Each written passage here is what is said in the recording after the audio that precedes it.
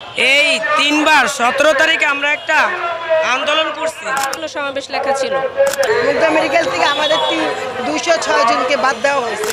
অতএব উনি কথা দিয়ে কথা রাখতে পারেনি, আমি থাকাকালীন কারো চাকরি যাবে না।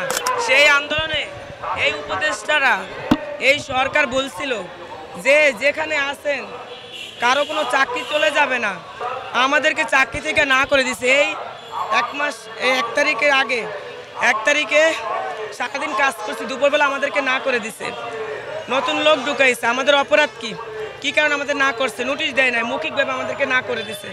আজকে 23 দিন রাস্তায় ঘুরতেছি, কারো কাছে কত দুয়ারে গেছি, কোনো ব্যক্তি একটা প্রশাসনের ফোন দিয়ে বলে নাই এই মেয়েরা অসহায়, তাদেরকে চাকরিতে গ্রহণ করো, তাদের চাকরিতে, তাদের জায়গায় তাদেরকে চাকরিতে দাও, তাদেরকে বের করো না। কোনো প্রশাসন বলে নাই। তাহলে এই ঠিকাদারের সাথে কাদের হাত আছে? কে এই ঠিকাদার পালে? আমরা বাংলাদেশে কোনো বৈষম্য চাই না, যেহেতু ঠিকাদার চাই না, সরকারের মাধ্যমে বেতন পাই, প্রশাসনের মাধ্যমে থাকতে চাই। কেন এই সরকার এইভাবে আমাদের ছোট্ট একটা দাবি মানতে চায় না?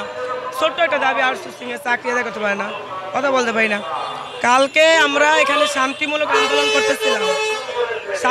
আন্দোলন করতেছিলাম। সেই আন্দোলনে এই প্রশাসন, প্রেস ক্লাবের প্রশাসন আমাদেরকে বাধা দিছে, বলে এখান থেকে চলে যাও। বললাম স্যার, আমরা শান্তিমূলক আন্দোলন করি স্যার, আমরা কোনো গাড়ি ভাঙচুর করিনি, কোথাও কোনো আগুন জ্বালাইনি, কারো কোনো ক্ষতি করি না। তো আমাদের একটা দাবি, ছোট্ট একটা দাবি আপনাদের কাছে, এই দাবিটা নিয়ে আমরা এই 3 থেকে 4 বার আসছি। স্যার, আজকে 1 তারিখ থেকে চাকরি নেই, 22 দিন ধরে ঘুরতে আসছি স্যার, কেন এই চাকরিটা দিতেছে না? স্যার, আমার বাবা আমার চাকরি নেই, কথা শুই না, স্ট্রোক করছে, মৃত্যুর সাথে পাঞ্জা লড়তেছে আমার বাবা। উনি বলে 10 মিনিটের মধ্যে সরতে হবে, যদি 10 মিনিটে না সরো তাহলে আমরা তোমাদের প্রতি করব, যা ব্যবস্থা নেওয়ার তাই নেব। আমরা বললাম স্যার, আমরা মারা গেলে মারা যাব, কিন্তু আমরা এখান থেকে সরব না দাবি আদায় না করা পর্যন্ত। বাংলাদেশ আউটসোর্সিংয়ের পক্ষ থেকে একটা শান্তপূর্ণ সমাবেশ ছিল।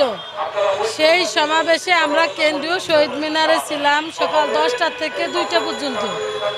2টার পরে আমাদের এক ছাত্র সমন্বয়ক বলছে আমরা আপনাদের সাথে আছি, আপনারা এই মিছিল নিয়ে আপনারা এই শাহবাগে মানে প্রেস ক্লাবে যান।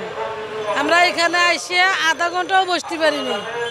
তার ভিতরে আমাদেরকে বারবার উঠানোর জন্য চেষ্টা করতে হয়েছিল।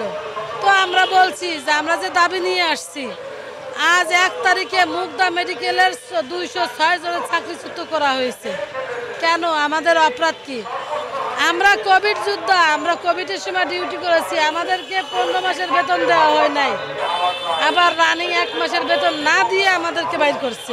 সমাবেশ ছিল, সেটা শান্তিপূর্ণ সমাবেশ। হয়তো আপনারা দেখছেন যে আমাদের প্রতিটা ব্যানারে শান্তিপূর্ণ সমাবেশ লেখা ছিল, কিন্তু বিতর্কিতভাবে পুলিশ আমাদের উপর হামলা করেছে। সাউন্ড গ্রেনেড, জলকামান, টিয়ার শেল এগুলো মেরে আমাদেরকে ছত্রভঙ্গ করে দিছে। কিন্তু আমরা কিন্তু আমাদের তরফ থেকে পুলিশের উপর কোনো রকম হামলা চালাইনি। আমি বক্ষবিধি থেকে আমাদের 8 মাস বেতন হয় না। আমাদের যে লোকগুলো আছে, আমরা 8 মাস আমরা বেতন না পেয়ে আমরা ছেলে মেয়ে নিয়ে কীভাবে চলতেছি? সামনে ঈদ, রোজার ভিতরে আমরা কিভাবে চলবো? আমাদের দেয়ালে পিঠ থেকে গেছে বলেই আমরা রাস্তায় নেমেছি দাবি আদায়ের জন্য। আর আমাদের যে চাওয়া, আমাদের চাকরিতে পূর্ণ বহাল করা, কারণ আমাদের চাকরি নাই। মুগদা মেডিকেল থেকে আমাদের 206 জনকে বাদ দেওয়া হয়েছে। আমরা চাই আমাদের এখানকে চাকরিতে ফেরত দাও, কারণ আমার এই চাকরি গেছে শুনে আমার বাবা মারা গেছে।